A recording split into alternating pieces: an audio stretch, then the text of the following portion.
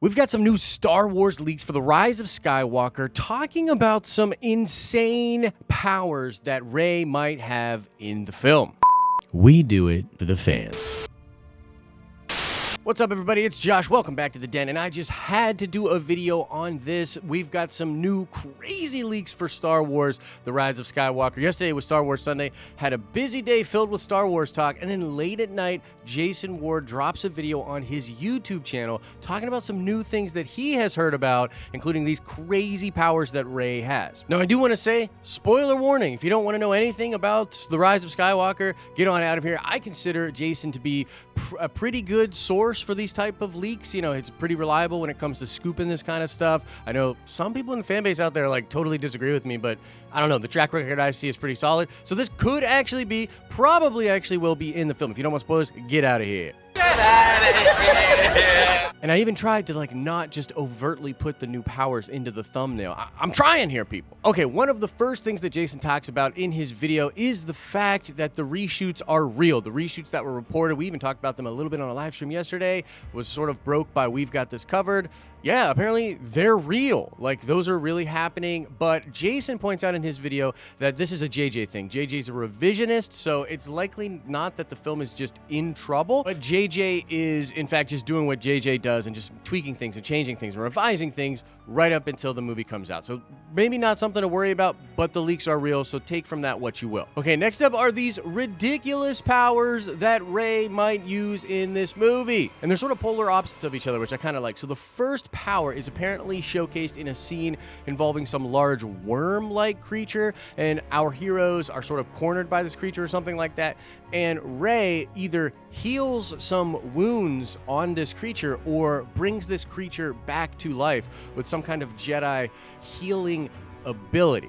Now, the big thing that fans are jumping on here is the fact that this could possibly foreshadow another big twist that we think might happen in the movie, and this would be the resurrection of Ben Solo or Kylo Ren towards the end of the movie. So that's pretty cool and sort of a light side power, and it's juxtaposed against this crazy dark side power that she apparently will showcase in the film as well. This apparently takes place in a scene in which Kylo Ren and Rey are both trying to use their Force abilities to do something with a ship. Like maybe Kylo's trying to bring it down, Rey's trying to keep it in the air or something like that.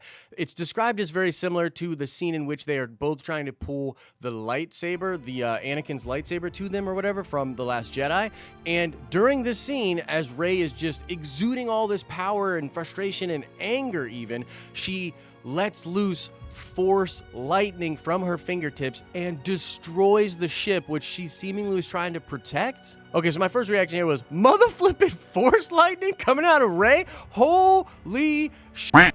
And yeah, I mean, it's absolutely crazy, but the reason it's so cool and the reason I like it so much as a story beat is because the vision of Dark Rey, while very cool and does probably cause her some struggle in the film, I don't think it's quite enough. Like, it doesn't, first of all, I don't think it's enough for fans that are sort of skeptical of the Rey character to be like, oh, okay, now she's really struggling. Like, I get it. Like, she's definitely not a Mary Sue. Like, holy crap, she's really struggling with some crazy stuff. Like, a vision just isn't enough for that. But if she accidentally Force lightnings a ship and destroys it, possibly killing people she was trying to protect, that is heavy. That is terrible. That is akin to Anakin slaughtering the Sand People. It's a bad thing. It's crazy bad. And she could even do it inadvertently, and yet it's still kind of her fault because she never really understood this side of herself. She never really sought out the proper training or sought out the proper control, which a Jedi is supposed to do. And so she could ultimately still blame herself, which would be great for the character. Now, something else that's in this video that Jason talks about, and I'm really going to suggest that you go check out that video. Like, if you want to look at the way Jason is delivering this, this is the guy that's closest to the info as far as I can tell. So if you want to like just watch how he delivers these lines and take from it what you will on like whether or not to believe certain things or how valid are certain things, go check out that video. But the last thing he talks about is this idea of Rey being around the Lars homestead. And we've heard this a lot,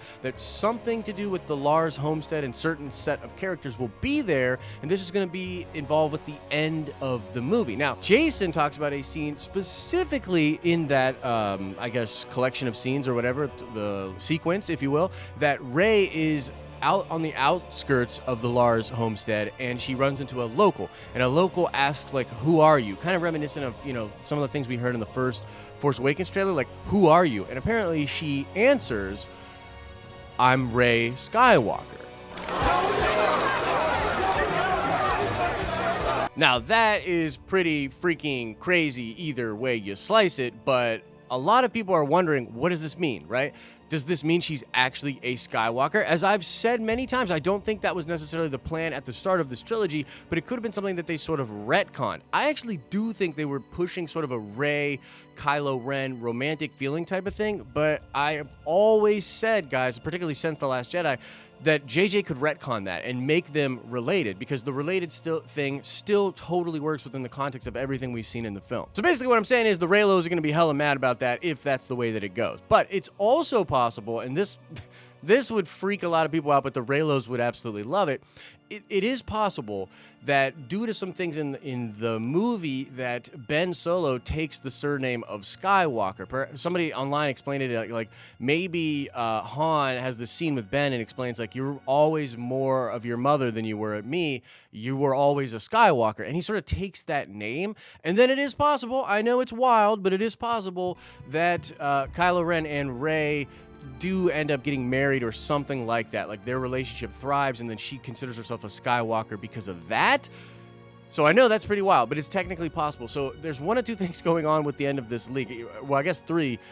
First one being they're not going to use that scene. They shot it, and Jason does say it's just some little scene they shot, so maybe they just disregard it because he's a revisionist. Or she's actually a Skywalker related to Ben Solo, somehow the daughter of Luke or granddaughter of Luke or something weird like that, and all the Reylos are going to be crushed. And the other possibility is the fact that she could be married to Ben Solo, who takes the name of Skywalker, and that's how she's Rey Skywalker, and the Reylos will rejoice. All right, now let's shout out ABQ Freedom. Yes, indeed, Kyle Katarn is the main character in Jedi Outcast. And now let's ask another nerd card question. And the question is, what is the alien race to which Bossk, the popular bounty hunter character, belongs to in Star Wars? Apparently we're going to see more of these characters in The Mandalorian. I'm pretty pumped, but what is the name of the alien race from which Bossk belongs? Answer that question in the comment section below. I want to remind everybody that's watching this video that we are doing an exclusive live stream over on Patreon tonight.